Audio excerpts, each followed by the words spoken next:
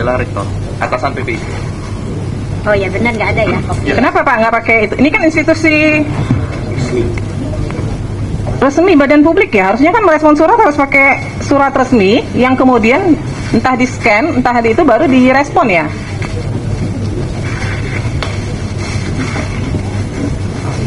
Ini bahkan tidak ditandatangani loh. Ini kalau kita mau bilang ini sah dari UGM, mana yang membuktikan ini sah dari UGM? Nggak ada tanda tangan, tidak ada kop lembaga UGM, ya nggak ada. Kalau informasi dari pengelola PPID seperti itu?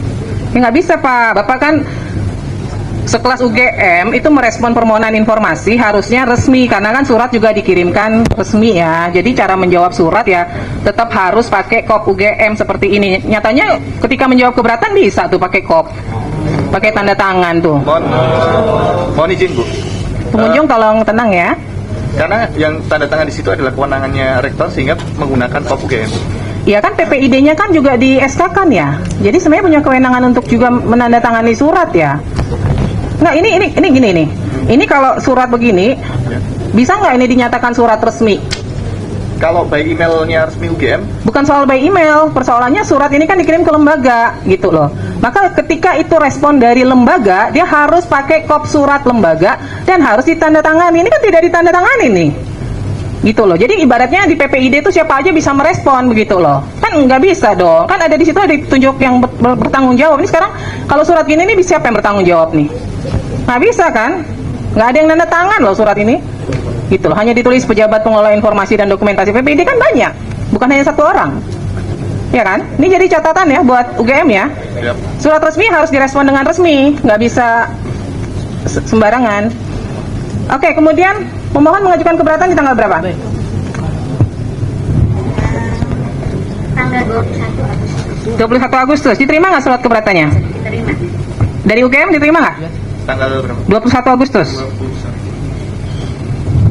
21 Agustus. Mungkin mendaftarkan keberatannya sudah diregister di tanggal 21 Agustus. Diterima ya? Ya. Direspon nggak? Direspon di tanggal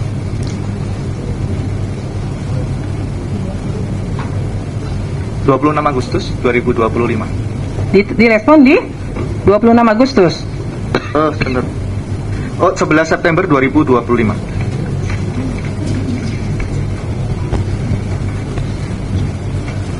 Pemohon menerimanya tanggal berapa? Di email. 11 September. Sebentar, saya cek.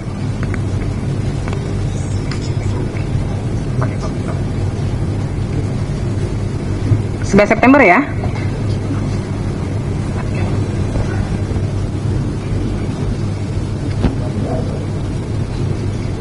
Baik. Respon dari keberatannya apa? Hampir sama dengan permohonan, tetapi sekarang dilampirkan surat serah terima dengan Polda Metro. Ada lampiran tambahan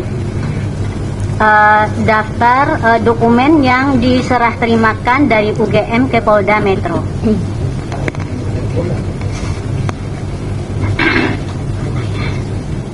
Baik, dari pihak UGM menjawab ijazah asli tidak dalam penguasaan karena dalam penguasaan yang bersangkutan. Kemudian salinan ijazah asli tidak dalam penguasaan, saat ini dalam penguasaan Polda Metro Jaya untuk proses hukum.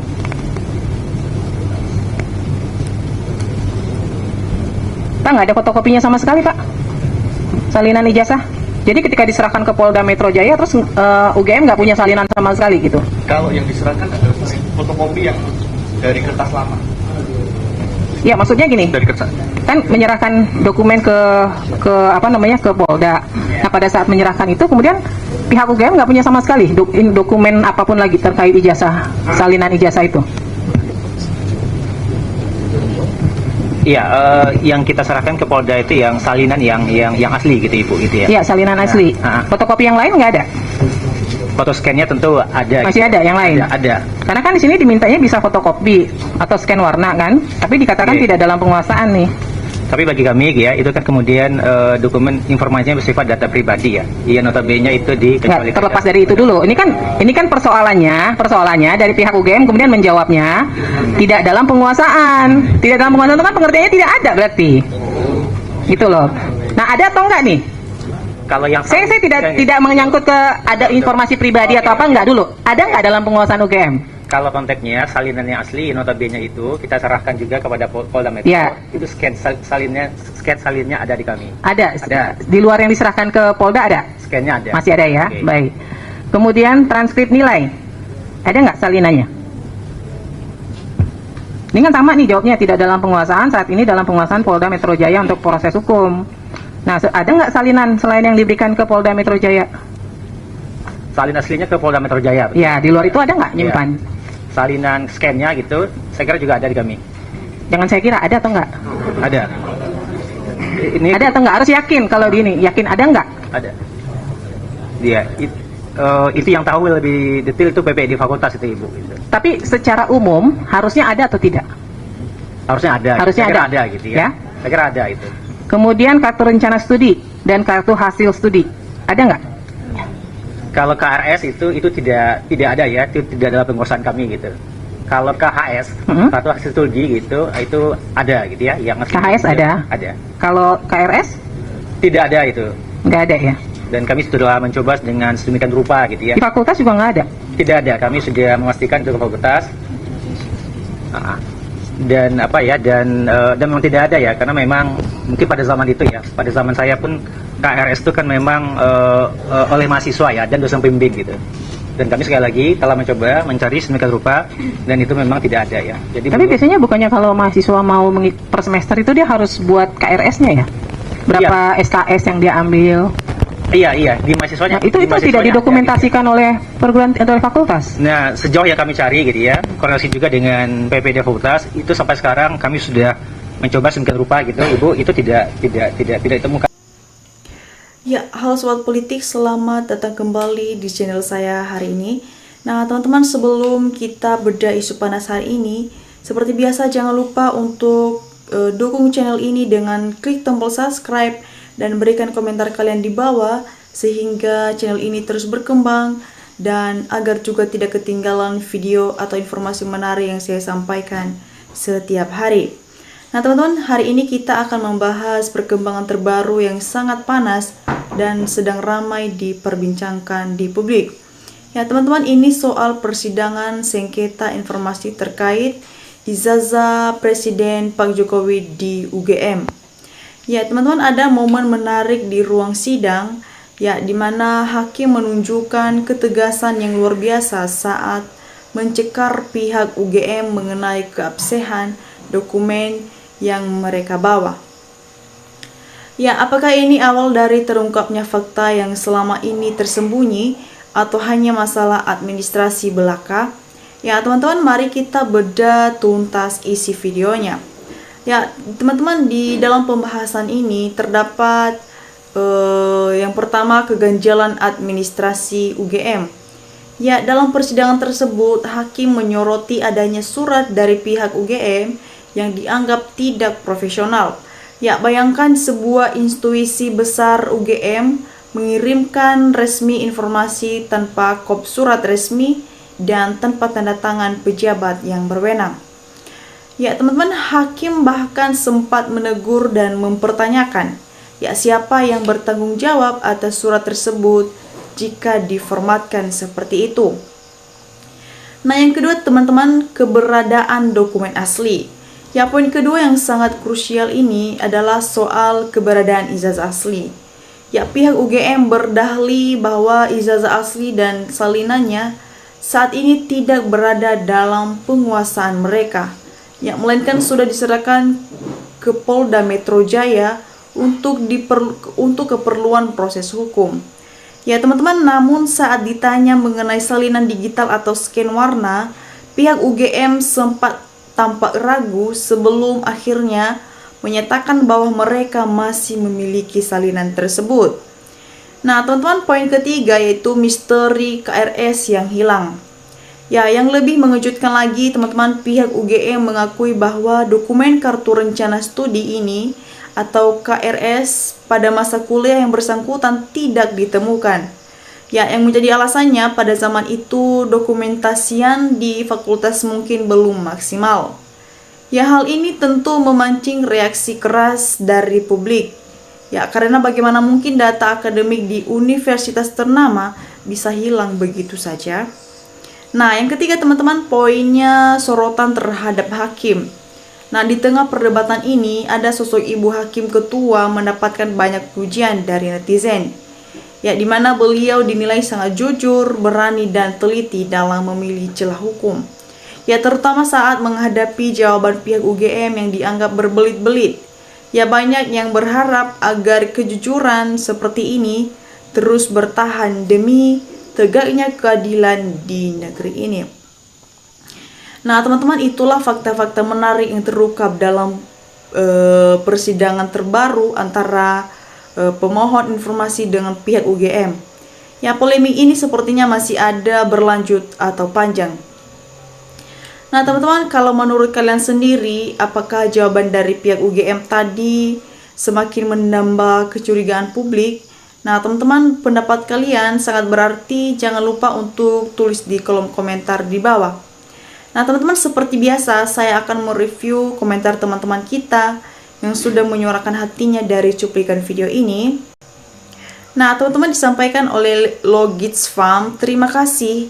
Ini Bu Hakim yang sudah lingkarannya syaitonnya Jokowi. Ya, teman-teman, disampaikan oleh Resmi Hantuti, kawal hakim jujur. Jangan sampai terjadi sesuatu pada Ibu Hakim dan keluarganya. Ya, ini baru hakim tidak kenal sogokan. Maju terus Bu, kami rakyat mendukungmu. Ya, pertaruhkan jawabannya Bu Hakim. Rakyat mendukung Ibu Hakim. Ya, alhamdulillah, semoga istiqomah Bu, rakyat sangat mendukungmu. Ya, disampaikan oleh Musyawil, Ketua Hakim is all the best. Seluruh rakyat Indonesia mendukung Ketua Hakim. Ya, UGM pun ternyata sangat parah. Ya, pihak UGM kelabakan menjawab pertanyaan hakim. Nampak menyembunyikan kebohongan publik. Ya, ketahuan semoga semua kebohongan tanpa disadari para pembohong, bahwa Allah telah membuktikan kebohongan mereka. Ya, teman-teman, disampaikan oleh Vira, Bu Hakim ketua ini perlu dikawal, selamatkan keluarganya dan harta bendanya. Ya, Bu Hakim selamat berjihad untuk melawan kebohongan dan kepalsuan. Tuhan telah menurunkan hakim yang jujur. Terima kasih Tuhan. Lindungilah Ibu Hakim ini. Ya, Universitas Geng Mulyono. Ya, surat aja dimanipulasi oleh UGM, apalagi ijazah yang dipalsukan. Ya, Ibu Hakim yang jujur dan berani, sikap terus Ibu kalau tidak jelas dan tidak yakin. Ya, perwakilan UGM saja ngomongnya enggak meyakinkan di hadapan hakim. Jokowi sudah merusak dunia pendidikan. Parah ini punya presiden seperti ini. Presiden yang memalukan bangsa dan negara.